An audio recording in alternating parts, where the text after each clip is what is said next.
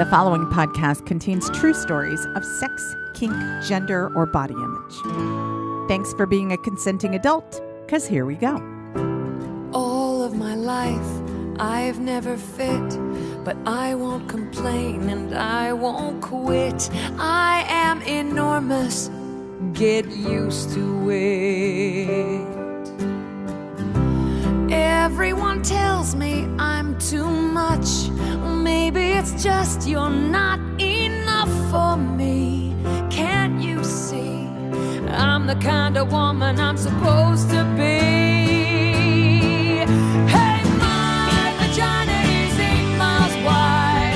Absolutely everyone can come inside. If you're ever frightened, just run and hide. My vagina is 8 miles wide.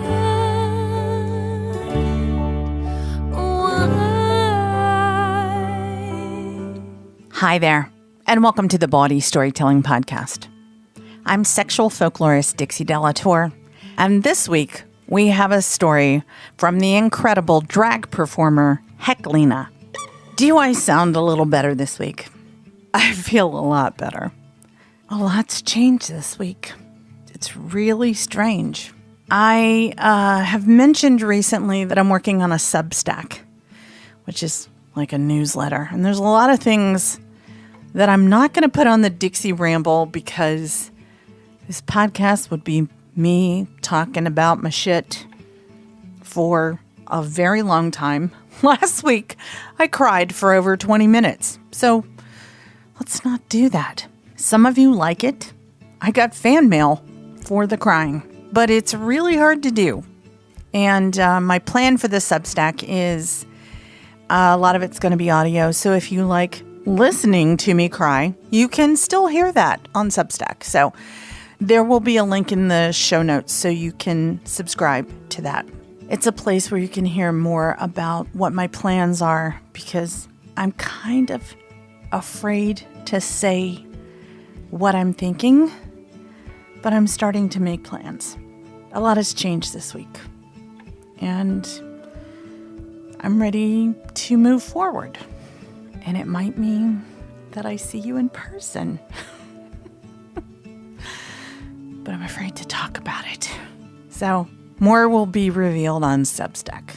And I'll tell you the story of how I got to that place. But meanwhile, I'm going to tell you about this week's story and how I decided to put that story on the podcast this week. Oh, and one more thing. I have a story that I'll be telling you next week. It'll be part of the Dixie Ramble. I have permission to tell it next week. They told me that I could tell it, but I can't tell it till next week. But it's a big part of why I'm feeling so much better this week. Sometimes we tell ourselves that the work we do in the world doesn't matter. I know that I do. But I realized after a phone call I got earlier this week that I was wrong, and my work really does matter. So I'm feeling much better. I pulled myself out from under that blanket that I've been laying under for, 3 years. All of the pandemic, all of the depression, all of that. And I'm coming back to life, and I'm starting to realize a lot of things, and I'm starting to move forward. But let's talk about this week's story. Earlier this week, I went to Heklina's memorial. Heklina is a legend in the drag community, based here in San Francisco.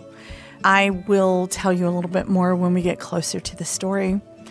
Heklina died on April 3rd and died in London unexpectedly. Heklina and Peaches Christ were together to perform in London to do this huge run of their drag shows in London, and Peaches Christ woke up in the flat that they were staying in and found Heklina dead and posted it on social media, and all of us were in shock. Like, Heklina was sober. Nobody expected it. And there's been so much death lately, but I was in awe of Heklina As I said when she was on my stage in the story that you'll hear, Heklina was one of my idols. She was larger than life. She had that trademark cackle. Her laugh was one of those that set off everybody. Everybody had to laugh when Heklina laughed. And she was so punk rock. She just owned how wrong her shit was. And I loved that about her. I tried for so long to get her on my stage. And it's very hard to get drag queens on my stage because their brand is like comedy. It's not real.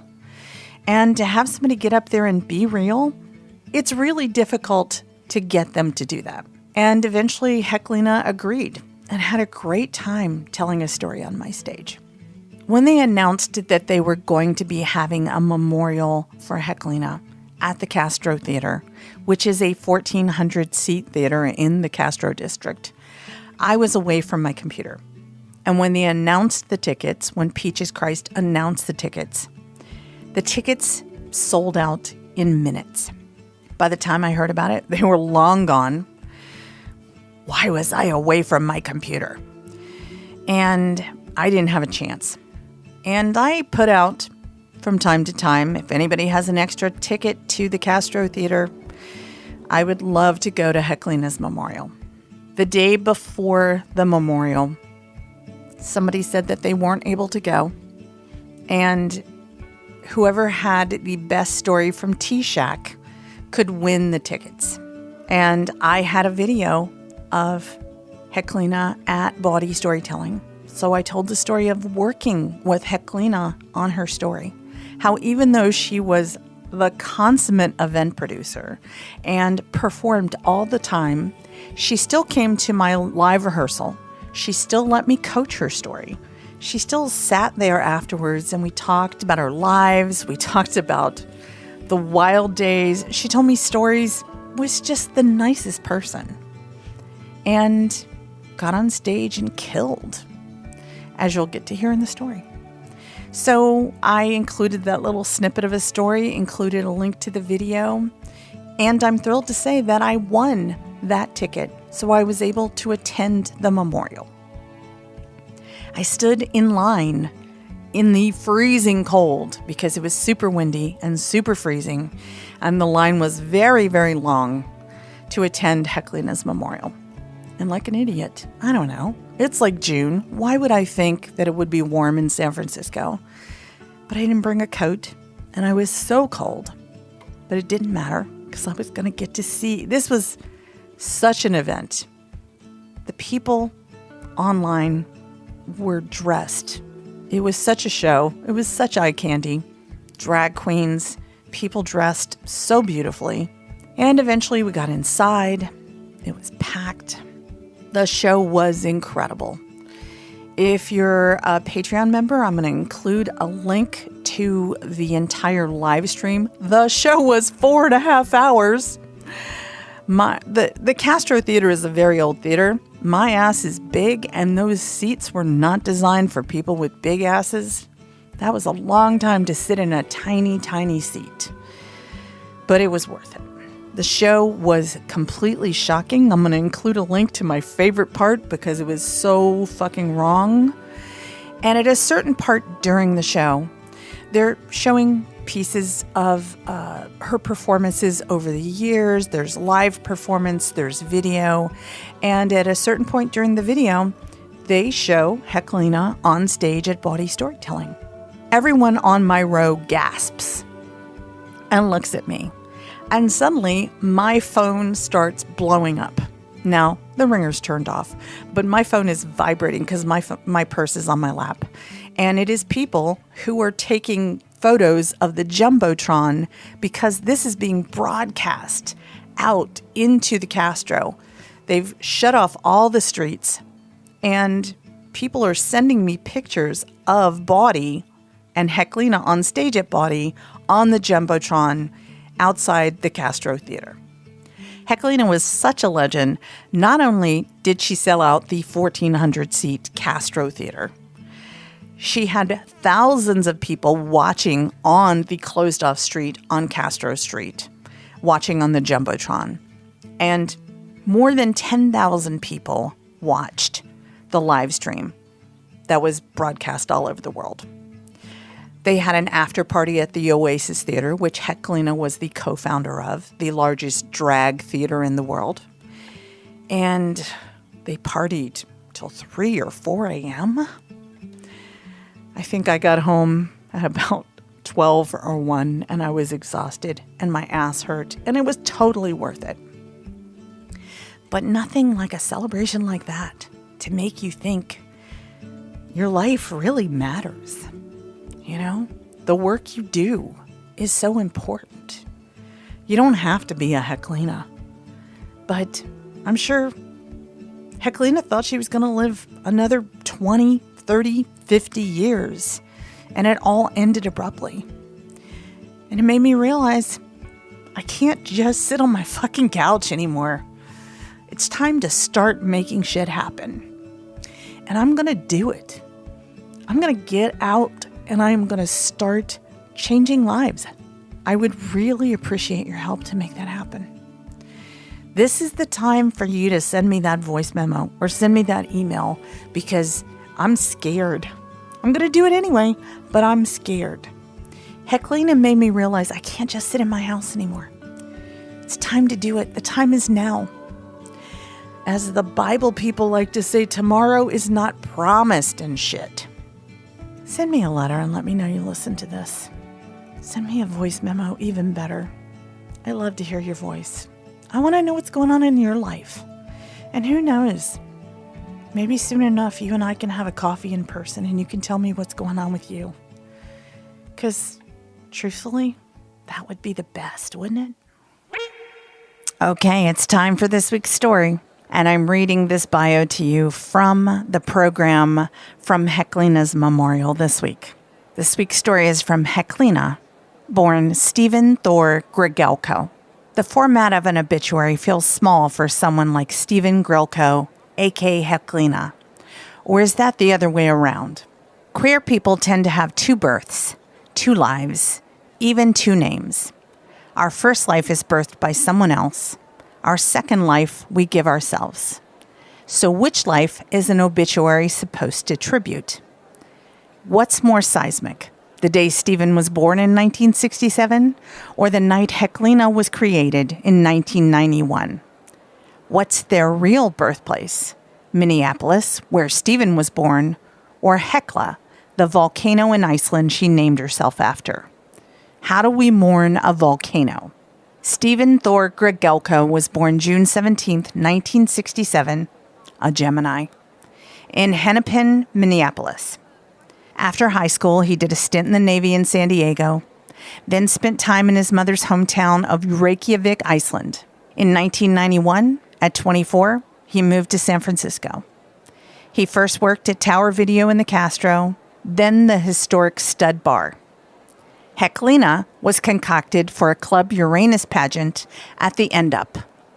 In 1996, she founded Trannyshack, a Tuesday midnight refuge of art, punk, and drag. It became an international success, with iterations from Reno to New York to London, inspiring countless baby queens and eventually evolving into Mother in 2015, when she opened Oasis with partner Darcy Drollinger. Heklina dominated countless stages, sick and twisted players, parodies from Three's Company to Sex and the City to Trog, Midnight Mass, Peaches Christ Productions, the iconic Mommy Queerist, Daytime Realness, judging everything from drag pageants to cat shows with Sister Roma, and of course creating the San Francisco tradition that is the Golden Girls Live. In 2019, Heklina bought her dream home in the beautiful Cathedral City Cove, ready to bring her art to a new community. Then the obituary falls short again. Every one of these spaces was a reflection of something larger. A true artist embodies their medium. When we see a brush or an instrument, we hear their name. When we think of drag, we hear Heklina. Heklina is drag. Not glossy viral drag, but brass knuckle survivalist drag. Armor against the closet, cops, and AIDS drag. dive bar neon and off-color jokes, cheap shots and cheap wigs drag. Drag that saves lives. Her work was a feast for the cultural famine of queers beaten up by the 80s and 90s. Trannyshack took a slur and transformed it into transgressive and transcendence. Heklina's deep, ugly cackle held back a tide. It said something was right, no matter how wrong we had been told it was. And how we laughed and mourned, then laughed through our mourning in Heklina's spaces. Heklina taught us that there can be narcissism without competition. Performance does not need to be performative. And you aren't being handed a legacy. You have to fight for it. An obituary feels small because when a pillar like Heklina crumbles, our second birthplaces go with them. Maybe we aren't mourning a volcano after all. We're mourning our oasis. This storyteller is Heklina.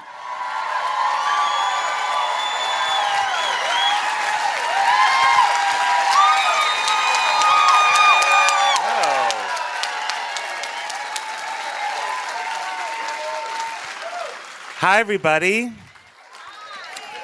So, I've been saying no to Dixie for years whenever she asks me to do this, and I finally agreed to do it. And I didn't really know what to talk about, but then it came to me. I do a podcast every week, and we talk about sex a lot on the podcast. And a listener recently asked me what my top 5 strangest sex experiences were, and I had to break out a calculator. And then I thought about it. And so I want to talk a little bit about my top 5 most bizarre or just strange to me sex experiences. And I'm going to go in order from number 5, the least strange, to number 1, the most strange. And within one of these stories, I'm also going to talk about the first time or the only time I ever ate a vagina. Not that there's anything wrong with them.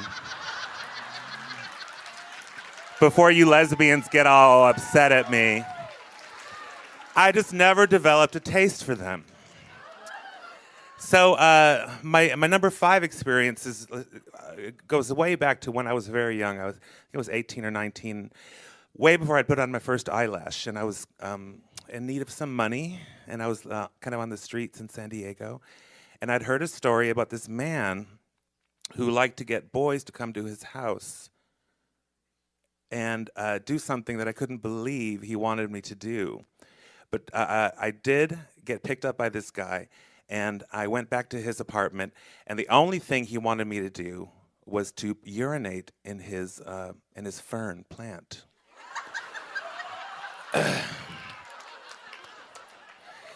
He didn't want to touch me. He didn't want to suck my dick. He didn't want me to suck his dick. He gave me a ton of beer and then had me pee in his plant. And the leftover pee, he had me pee into a mason jar and he put it in the freezer. And I walked out of there and I had enough money to go party with. So that was amazing.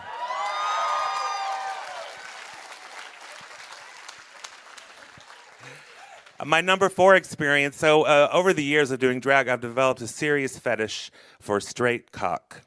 And one of the best ways to do it is a lot of straight guys, sorry ladies to tell you this, but a lot of them are looking for a chick with a dick sometimes. It's just a fetish they want. So Craigslist has been really, really helpful for me. And I really like them really super straight and macho. And I was so thrilled to get this trick recently. He came over to my house and he was so macho. He had like a football player build and just really like, baseball cap and little sweats and all that stuff. And I was just really excited. And we were going to town. And then little by little, he started to ask me if he could borrow or put on a pair of my pantyhose. And then he asked me if he could put on my bra. And then he asked me if he could put on a dress. And then he asked me if he could put in my fake tits. And then he asked me if he could borrow a wig. And finally he asked me if he could borrow heels. And before I knew it, there was another drag queen in front of me. I had gone from having a trick with this person to all of a sudden being his drag mother. And it kind of killed the moment for me. That was number 4. Now, number 3 is another trick that I got from Craigslist. He's a recurring trick that I've had, a fuck buddy, if you will. And he texted me one day. It was in the middle of the day, and I was just driving back from Guerneville. I'd done a show there. And he's like, I want to come over. And I was like, yes, because I didn't get any dick in Guerneville, and I was so excited. And I went back home, and I put on like 10-minute drag, just like the wig and a little bit of lipstick, and didn't even bother putting on eyelashes or anything. And just turned the lights down really low because, sometimes if you just turn the lights down really low and light a candle and they just squint and it's just good enough. But they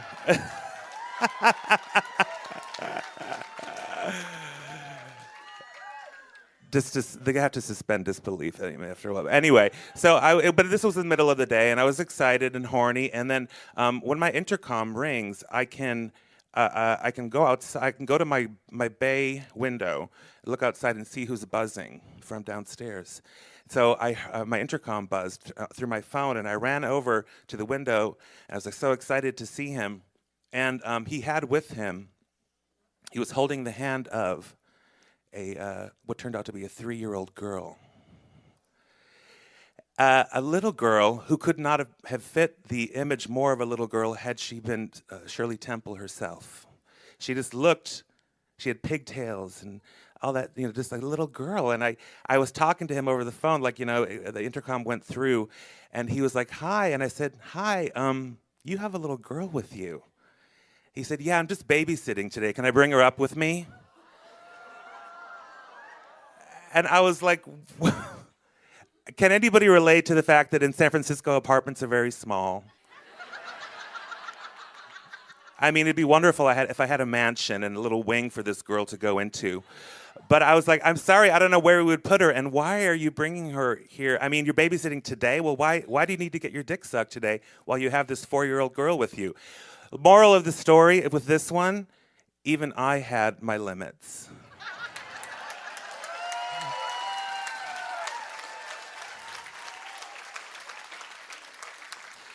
All you shocked people out there know, I did not have the little girl sit there watching cartoons while I sucked this guy off, so.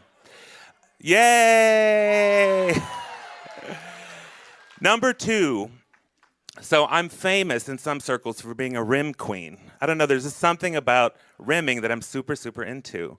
And I don't know why nobody ever thought of this. All my friends, like they knew for years, but nobody ever gave me this. And finally somebody gave me best gift ever, a rim chair. Do we know what a rim chair is here? Okay. All right, thank you. Can you raise your hands who they don't know what a rim chair is? Okay. Oh, my God. Jesus Christ. It's a chair you sit in. It's like they take the seat from the toilet seat and they put it on like little... What? Am I being judged now or something? No. So basically you can sit in the chair and somebody can slide underneath and eat your butthole. Anyway, this was the best gift I ever got. And that ass, that rim chair has seen more ass than the toilet at Grand Central Station. I swear to God, it has seen a lot of ass. And recently this guy came over, a super hot trick that I've seen before, and again, super macho and like a football player, just like I like him. He's a personal trainer. And he sat down in my rim chair. I offered him a seat.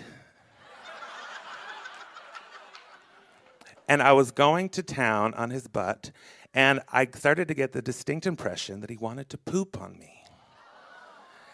The reason why I got that impression was because he asked if he could poop on me.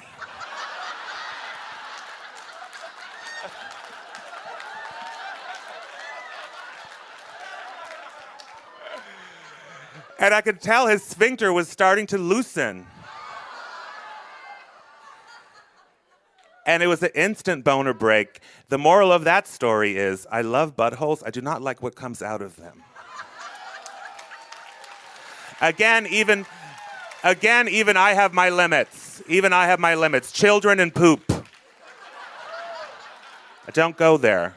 Animals, children, and poop. Sorry. Now, number 1. I wish there was a drum roll sound effect.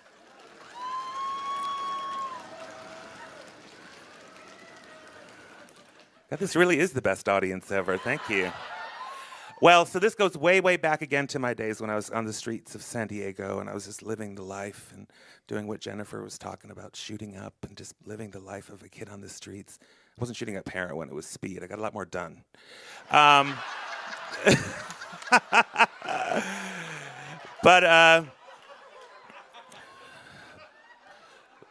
But I had been invited to like a mini orgy at my girlfriend's house. There was a lesbian friend of mine and her girlfriend, and I brought this guy over with me. I was, of course, really into the guy. And it turned out that the guy was, of course, super into the ladies. And so we all got really loaded and we went to bed, and I was trying to get the guy, but he was just so much into the girls. And at some point, I attempted to eat the vagina of one of the girls in the bed with us. And I just put my face in it and I moved it around a little bit. And I don't think I did a really good job, and I kind of was not that into it. And he was super into fucking the two girls. And so eventually I lost interest, and I went out to the couch in the living room and I fell asleep. Now, in the next morning, there was a knock on the door, and it was the police. And they were looking for Sherry, the girl whose vagina I'd eaten. And they asked if she was there, and I looked around, I said, I don't think she's here, and they asked if they could come in and look for her, and they did come in and look for her, and they found her hiding in the closet of the bedroom, in the closet in the bedroom. They took her out, and they also kicked us out for most of the day while they were inside looking for something, and we were outside, and they wouldn't tell us what they were looking for. It finally transpired they were looking for a murder weapon. Right before she came to this mini orgy, or a four-way, we can't even call it an orgy, it's 4 people having sex. Right before she came to this four-way, she had gone up to her father, who was sleeping on the couch in his living room, and she had stabbed him in the eyeballs 4 times. And then she came to this orgy. She was giving things away and saying she was going to go on a little trip and everything. We didn't think much of it. We just started having sex. And it later transpired that she said that satanic voices had told her to do it, to kill her father. And when I thought about it later, I thought, well, she does drive that black pickup truck with like 666 license plate, and she listens to AC/DC, so it kind of made sense. So, to wrap it up, it was a satanic pussy.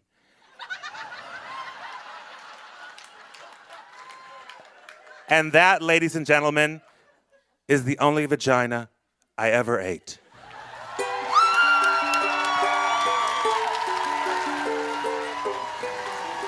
That's it.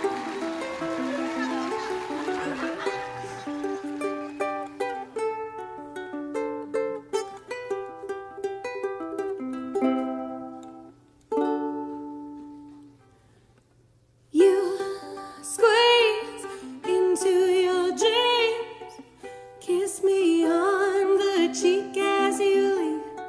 It's always fun till it's all done, and I still feel like I want something more.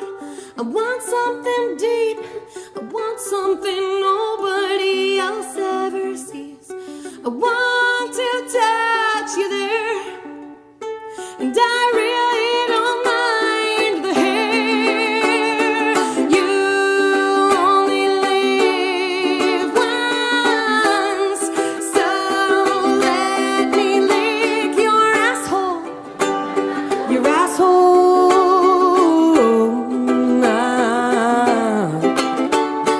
You only live once, so let me lick your asshole. Your asshole.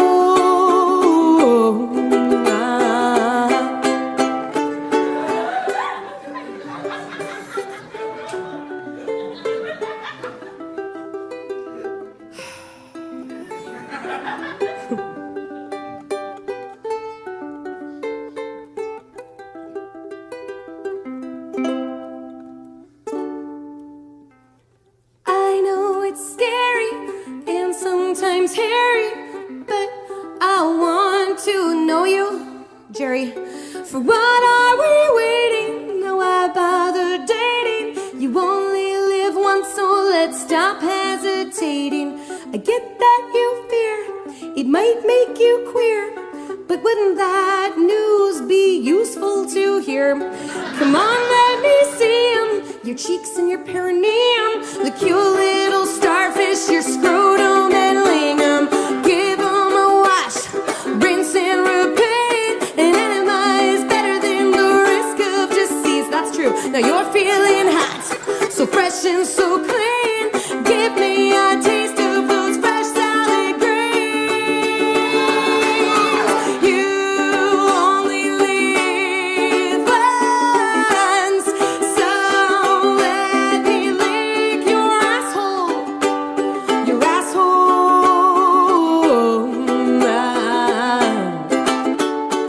You only live once, so let me lick your asshole. Your asshole.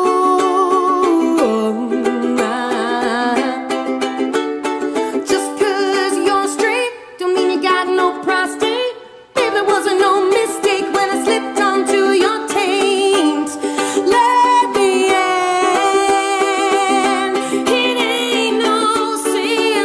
Yeah, that's freaky little pink. I wanna get kinky and distinct. Don't bother trimming, don't mind the linens. I'll be winning. See, I'm gonna be rimming. Yo,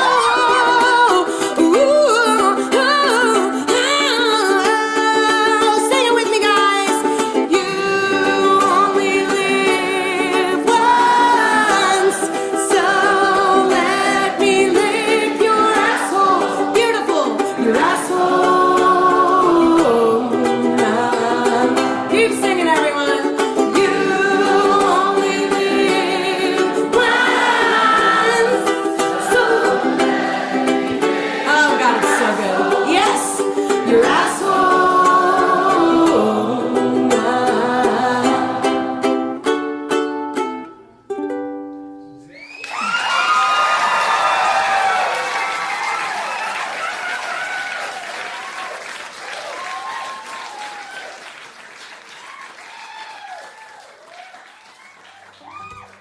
That song was You Only Live Once, which I refer to as the Asshole Song, and was originally known as Dingleberry Blues, and which debuted at BawdyStorytelling, and is written and performed by Rachel Lark. I'm really focusing on gratitude these days, and I want to say thank you to people like new patrons, Rabin, GP, Jill, and Maya, who just signed up to support us on Patreon. Thank you to one-time supporters Stephanie, Stacy, Elena, Chloe, and especially to Zach, who sent gifts. And it means so much right now because I haven't been able to work. And I don't know when I'll be able to work again.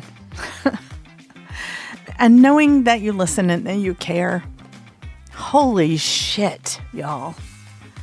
I don't know that I'd make it through this without you. And honestly, y'all, up until the last couple of weeks, I was seriously about to give up. I've been looking online at jobs and realizing that nobody's going to hire me. All you got to do is Google me. So what was I going to do? But things are starting to change. And you bought me that time. I'm not there yet, but I think I can come back. So while I regroup, consider making a one-time donation. I'm BawdyStorytelling on Venmo, CashApp, BuyMeACoffee, PayPal. The best way to support Bawdy is on Patreon. That's at patreon.com/Bawdy. I forgot that part. Yeah, /Bawdy. Thank you so much. I mean, some of y'all have been sticking with me for 3 years. Some of you, like the people I just listed, are brand new. And every single one of you are my family.